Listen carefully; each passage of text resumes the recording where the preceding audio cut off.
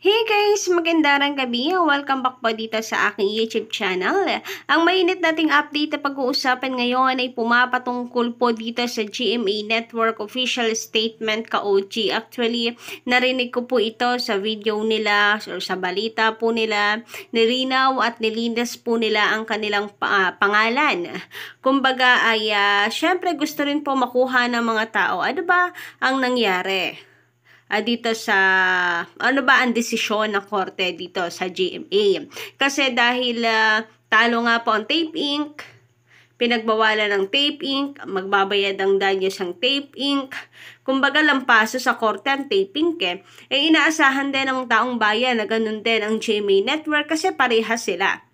Magkasama po sila sa nireklamo ng TVJ. So, dalawa po kasi sila dito sa kaso na ito. Pero ang GMA Network nagbigay na ng kanilang pahayag at nilinis ang kanilang pangalan. But before that, ka-OG, pag-usapan nga po natin ang tungkol dito. Sa finally, talagang malinis na po sa Google ang pangalan ng Itbulaga na kung saan ay talagang TVJ at buradong-burado finally po ang Tape Inc. Pati po ang mga bagong host, nako kawawa naman po si Paulo Coenties dahil natanggal po ang pangalan niya dito. So ayan, ang sarap, ang linis po tingnan kapag ang TVJ and Lydia Taricals ang inyong mababasa na nakalagay dito sa history, dito sa Google. Sabi dito, finally, in-update na ang Itbulaga sa Wikipedia ngayon dahil inalis na rin ang host at co-host din sa dati Tape Inc. doon. Dati Tape Inc. po ang nakalagay. Ngayon ay TVJ na. Finally, maraming salamat naman at winash out ang mga Tape Inc.'s new host na nagkiklaim na sila ang Itbulaga na 45 years na sila. Meron nga po ako nakitang post ng Tape Defender na kung saan kiniklaim po nila na sila 45 years na at magse-celebrate ng 45 years pa din. Grabe, buhat na buhat po ang bangko. Grabe nga naman yon. Paano mangyayari yun? 1981 po ang Tape Inc. Tapos ikiklaim ninyo na kayo po ay 45 years. Ay grabe nga naman. Ang sakit niyo sa brain, kaya nawawash out ang mga pangalan niyo Natatanggal ang pangalan niyo sa history. So, sana po ka-OG hanggang Korte Suprema, ganito po ang maging takbo ng kaso ng TVJ. Pero mukhang malakas ang laban talaga ng TVJ and thank you so much kay Attorney Buko. Siya yun pong nagtiwala sa laban ng TVJ. Naalala ko yung kwento ni Tito Sen. Marami daw silang kinausap na attorney pero ang sinasabi sa kanila is wala daw, nautakan sila ng tape, inunahan daw sila ng tape magpa-registered. Kinakatwiran ni Tito Sen na wala, hindi naman namin alam na pinarehistro and po pwede pa yung habulin. Pwedeng ireklamo. Pero wala siguro pansisi ngayon ang mga lawyers na yan na nakausap at inokray po ang TVJ. Kaya maraming salamat talaga kay Attorney Buko. Samantala, dahil kasama nga po ang GMA Network sa reklamo na yan na ipinasa po sa Marikina Regional Trial Court, ito po ang official statement ng GMA Network. Nakasaad dito, GMA statement on the case filed by TVJ against Tape and GMA. For accuracy and clarity of the public, the Regional Trial Court clearly found that GMA did not commit any act of copyright infringement or unfair competition against the plaintiffs, as it was merely complying with its contractual commitments under its airtime agreement with co-defendant Tape. In fact, the court found that GMA was a mere nominal party to TVJ's suit, and the latter never claimed any damages in their complaint as against GMA. We will comply with the directive of the court on the airing of Itbulaga episodes in our platforms. Nevertheless, GMA Network will refer the matter to our external counsel to avail of the proper remedies before the affiliate courts. So ayan, nalinas ng GMA Network ang kanilang pangalan na kung saan ay wala pong hininging anuman pong danyos ang korte sa GMA Network. Wala silang babayan ng kahit na anong damages dahil napatunayan ng GMA na sila nga daw po ay sumusunod lamang sa kung ano po ang nasa kontrata nila bilang airtime agreement. So, ayun Collegiate Labricans, kawawa naman ang tape. Parang naiwan sa ere. Ang GMA Network kasi nalinis ang kanilang pangalan na walang nakita na nag-commit ang GMA ng act of copyright infringement or unfair competition against dito sa TVJ or sa plaintiffs. Samantalang ang Tape Inc. na co-defendant po nila, wala, talo po sa korte. Sapagkat magbabayad na ng danyos, permanent pa na bawal gamitin ang titulong Itbulaga, ang team song, at kung ano man po na may kinalaman sa EB.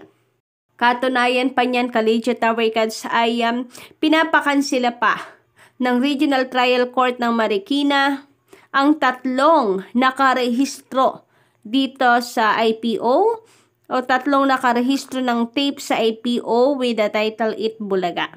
So parang naiwan sa ere ang Tape Inc. Grabe ka-OG.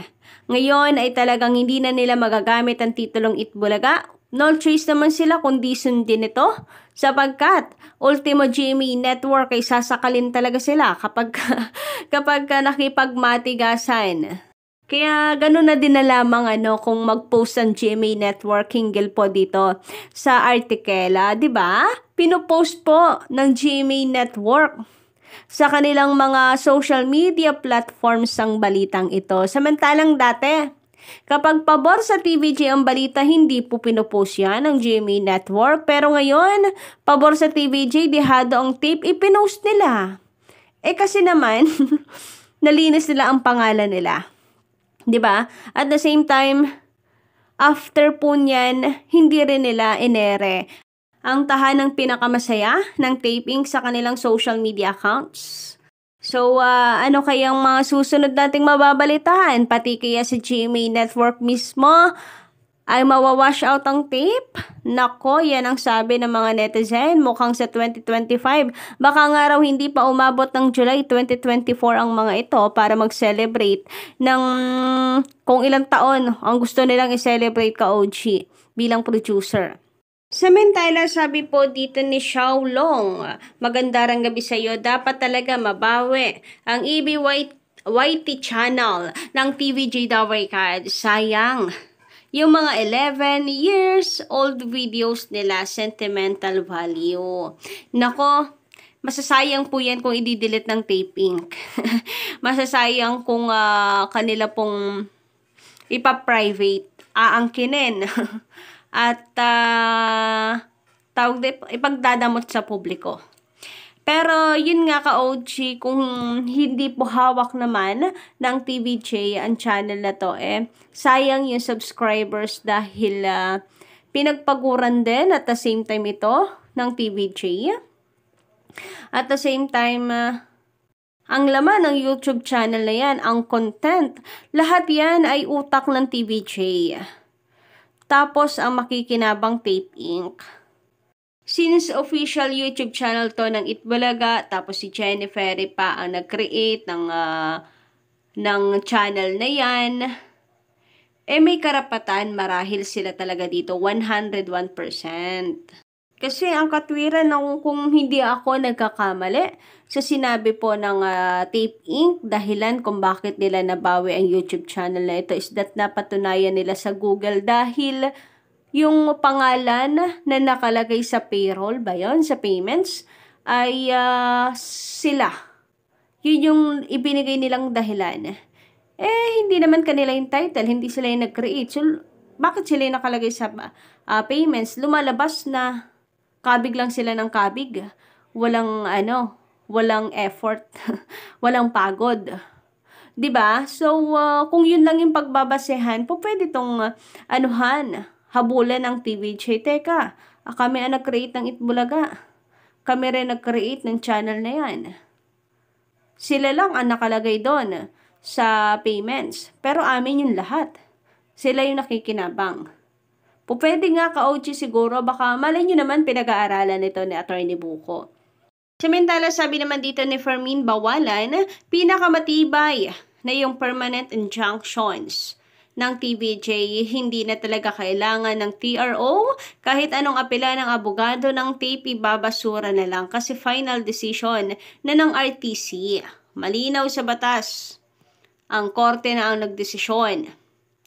Wala ng pag-asa at wala ng saysay ang apela ng tape. Attorney Maggie Garduque. So, ayun ka-OG, halos lahat ng nababasa natin ganito, na kahit paabuti ng Korte Suprema ay aanuhin lang din, papaboran lang din ang Regional Trial Court na kung saan ay panalo ang TVJ sapagkat sa sobra daw pong lakas ng laban ng TVJ, hindi lang writ of preliminary injunction ang ibinigay, kundi permanent. So, kayo ba guys, anong inyong comment po patungkol sa issue na ito? Palagay lamang po dyan sa baba.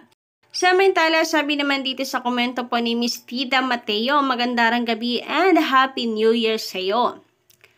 Ang kanilang logo pang-invite sa isang resort. Gora na tayo sa resort. Early summers, duh. So, ayan ka-OG. Oo, ang lakas pong maka-summer vibes ng kanila pong logo. Yung mga, nakikita niyo po ba? Yung mga usualing beach logos, ka-OG. Yung may mga payong, ganan. Tapos, yung meron pong maliit na island, then mataas na puno. Yung mga ganon, lakas, di ba? Lakas ng dating ng ganong format ng sa tapings na logo. Summer ang dating, ka-OG. Tapos, may eroplano. Tahanang pinakamasaya, tapos may eroplano. Kasya, wow, laki naman ng bahay nila. Ang saya nga. Kasya isang eroplano. Charis. So, ayun nga ka-OG. Anong connect nung tahanang pinakamasaya sa jeep, sa eroplano, sa buko, pang vacation, yung kanilang logo, hindi po isang tahanang pinakamasaya. Ewan ba? Ang labo po talaga. May mailagay lang daw po talaga dito sa, may mailagay lamang pong palamuti at design sa kanilang logo talaga. Sabi nga ni Echo, ano ba yung creative team nyo? Tape Inc. Sabaw. So, yun lang po muna ang ating update para sa gabing ito, guys. Don't forget to click the subscribe button and notification bell for more updates.